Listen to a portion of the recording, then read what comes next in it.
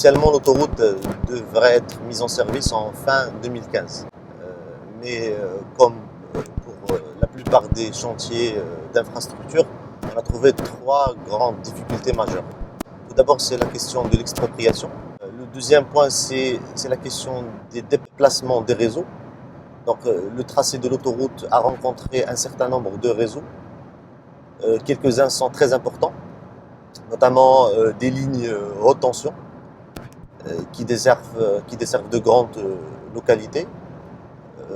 Nous avons également rencontré une grande conduite d'eau potable qui alimente toute la ville d'El Jadida. Nous avons aussi traversé le pipeline de l'OCP qui vient de Khribga jusqu'à El Jadida.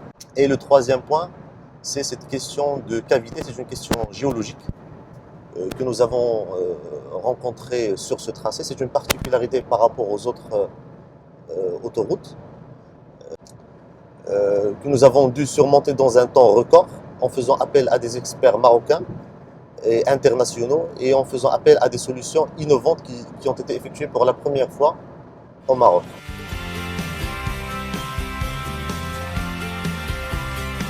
Il y a plusieurs enjeux. Tout d'abord économiques, parce qu'on va relier Casablanca au port d'El Jadida et au port de Jof Asfar et au site industriel de Jof Asfar, qui est un site très important. On va voir lors de notre visite.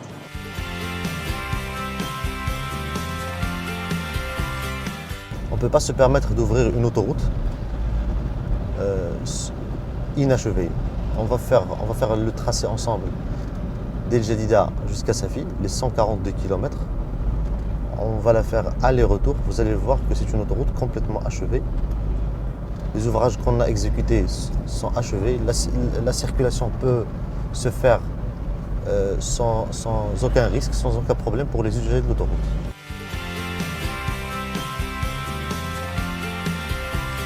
Le retard qu'on a évoqué concerne également un des 4 tronçons autoroutiers où une entreprise a eu des difficultés, surtout de l'ordre économique, pour achever les travaux.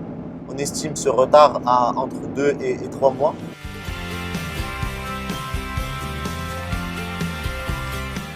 La procédure d'expropriation, elle est menée en 2 phases. Il y a une phase administrative et une phase judiciaire.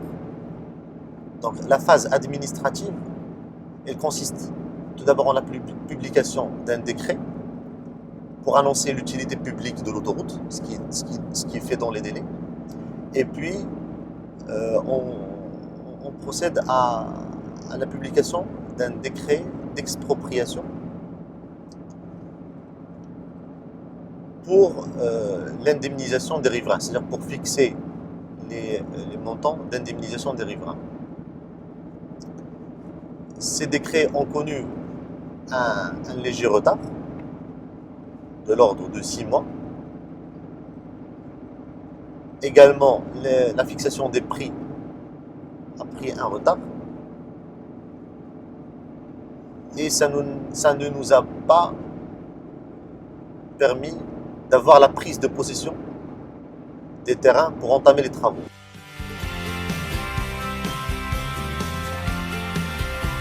On a déjà préfabriqué tous les éléments.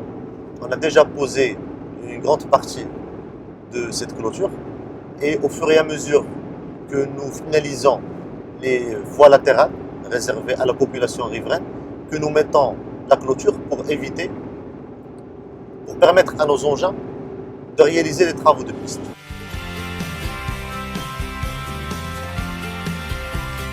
Alors sur les 140 km, sur les 142 aller et retour, il ne manque aucun panneau de signalisation de l'autoroute. C'est-à-dire sur les 6 échangeurs que nous avons, on respecte exactement la série de signalisation pour la sortie et l'entrée de l'autoroute. Pour les panneaux standards de limitation de vitesse, d'interdiction de stationnement et d'interdistance entre véhicules, il y a une spécification, une norme pour ça, qu'on respecte le long du tracé. Si jamais il manque un panneau, c'est à la phase étude qu'on va le percevoir.